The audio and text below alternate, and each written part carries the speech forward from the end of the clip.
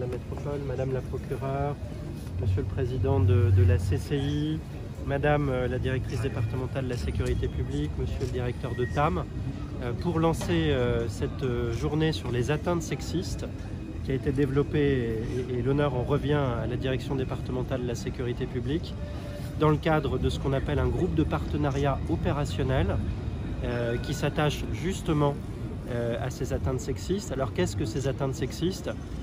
C'est tout simplement cette délinquance gravissime qui s'attaque aux femmes, qui empruntent des transports, qui se promènent dans la rue et qui, ici ou là, se font siffler, se font toucher les fesses, sont victimes de regards insistants. Et si j'ai souhaité venir ici ce matin, c'est la deuxième fois que je viens ici, juste devant la gare Saint-Roch, c'est parce qu'évidemment, les transports sont des lieux où ces atteintes sexistes se produisent tout particulièrement. Que ce soit les trains de la SNCF, et je n'ai pas cité la SUGE de la SNCF qui évidemment est en partenariat avec nous, que ce soit l'espace intermédiaire qui est cette rue jusqu'à l'arrêt de tram, que ce soit les tramways. Si nous sommes ensemble ici ce matin, c'est pour dire non à ces atteintes, rappeler que c'est tout à la fois un sujet d'éducation, que c'est un sujet qui est pénalement répréhensible. Vous regarderez les qualifications pénales. Et si nous sommes ici ce matin sur ce lieu symbolique, c'est pour vous dire que d'abord dans le cadre cette fois-ci du GPO transport que j'ai mis en valeur déjà il y a 3 semaines de cela, nous travaillons beaucoup sur ce lieu. La délinquance en ce lieu baisse, on doit être entre -20 et -30%, c'est le succès collectif, j'insiste là-dessus, de la police nationale, de la police municipale, des équipes de TAM, de la police des transports, de la SUGE qui travaillent très bien ensemble. C'est un lieu aussi où on va renforcer la sécurité, nous en parlions avec Monsieur le maire, le commissariat, si je puis dire, de quartier, c'est comme ça qu'on doit l'appeler. Je vous confirme qu'il va bientôt s'installer juste devant la gare. Vous savez, on va déplacer le commissariat qui est place de la Comédie ici, donc on y travaille pour faire en sorte que cette baisse que nous constatons dans les statistiques, elle soit également accompagnée d'une baisse du sentiment d'insécurité qui est ressenti. Et je lisais une statistique ce matin avant de venir qui est assez terrible, qui est que 87% des femmes dans notre pays disent déjà avoir été victimes d'une atteinte sexiste. C'est assez effroyable quand on y pense. Et donc ça veut dire que dans notre pays, ici à Montpellier, même si nous faisons beaucoup, nous avons des femmes qui renoncent à prendre certains transports, des trains, des tramways, à se balader dans la rue parce qu'elles sont des femmes. Et ça, c'est absolument inacceptable. Donc c'est pour ça que nous disons non aujourd'hui avec cette séquence qui va se déployer en ville. On va distribuer des flyers, on va aller dans les établissements scolaires. On va mettre en valeur aussi cette magnifique opération qui a été lancée par la CCI qui s'appelle Maglone. Et je salue le président de la CCI, qui est un réseau de commerçants partenaires qui disent non également à ces atteintes et qui ouvrent leurs portes aux victimes qui peuvent se réfugier, se mettre à l'abri et venir signaler ces atteintes pour qu'évidemment derrière il y ait des interpellations des différents auteurs. C'est le sens de cette journée qui est extrêmement importante. Moi je fais le lien avec mes priorités ici à Montpellier. Vous le savez, on mène une opération importante actuellement dans un quartier qui s'appelle Saint-Martin. J'y reviendrai en fin de semaine. Nous avons un sujet aussi de police administrative avec un certain nombre d'établissements en centre-ville. Vous avez vu pas mal d'actions là-dessus. Il y a un autre gros sujet, c'est la sécurité dans les transports. C'est également une priorité ministérielle et c'est ma priorité également dans ce département. Merci beaucoup.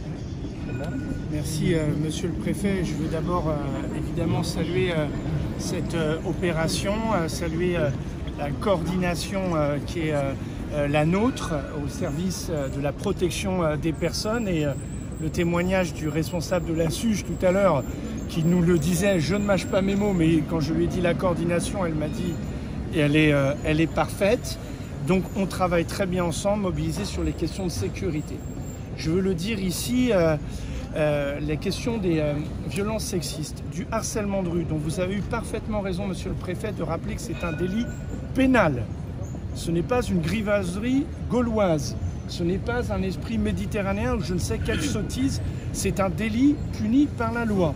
est une instruction très claire, Madame la procureure adjointe du parquet, et dès 2020, nous avons déclenché une opération inédite de formation de l'ensemble des policiers, police municipale, police nationale, force de gendarmerie sous l'autorité du procureur, pour détecter ce délit qui était le harcèlement de rue.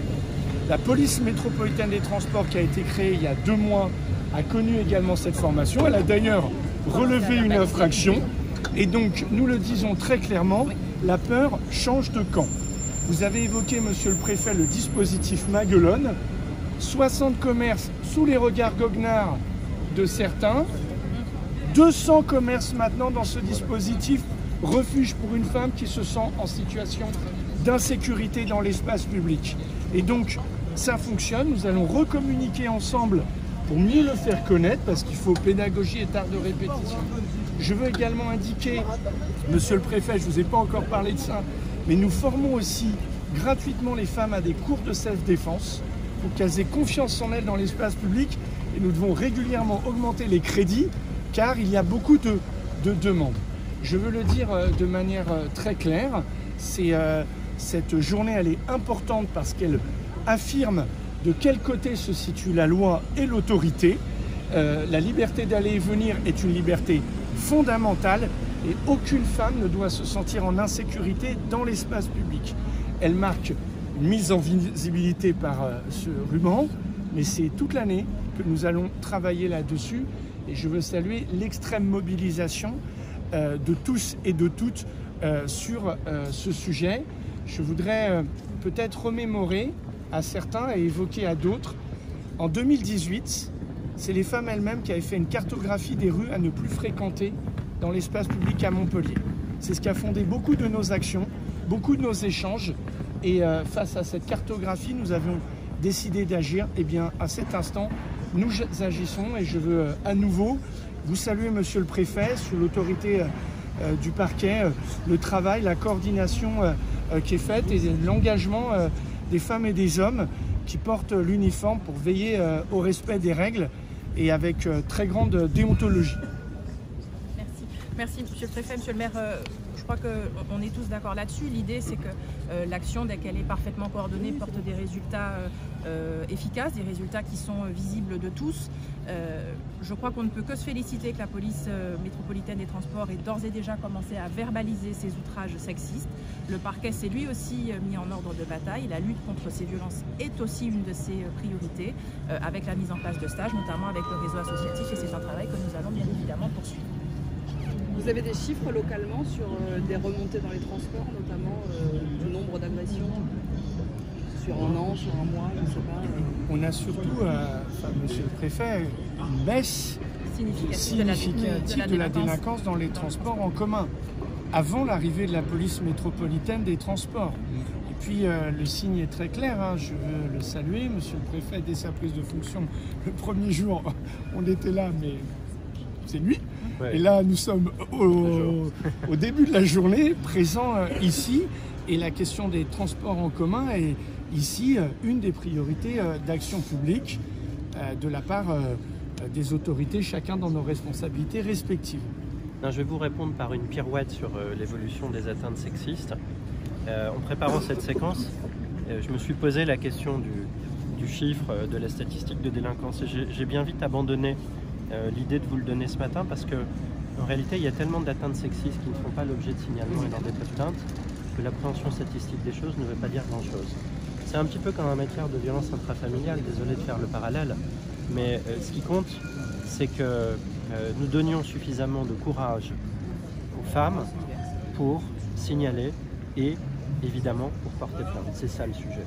Et quand on en sera là, on pourra parler d'appréhension statistique des choses et dire qu'on a une prise sur les choses. Vous verrez, je suis évidemment assez fan des statistiques, mais dans le domaine, je pense qu'il y a tellement d'atteintes qui passent encore à travers les mailles du filet, et notamment par des demi-tours qui sont faits par certaines femmes qui n'osent plus fréquenter certains lieux, que déjà une grande victoire, ça sera de faire en sorte que voilà, hommes et femmes, de la même manière, fréquentent ces lieux et puissent le faire en paix comme doivent pouvoir le faire chacun de nos concitoyens.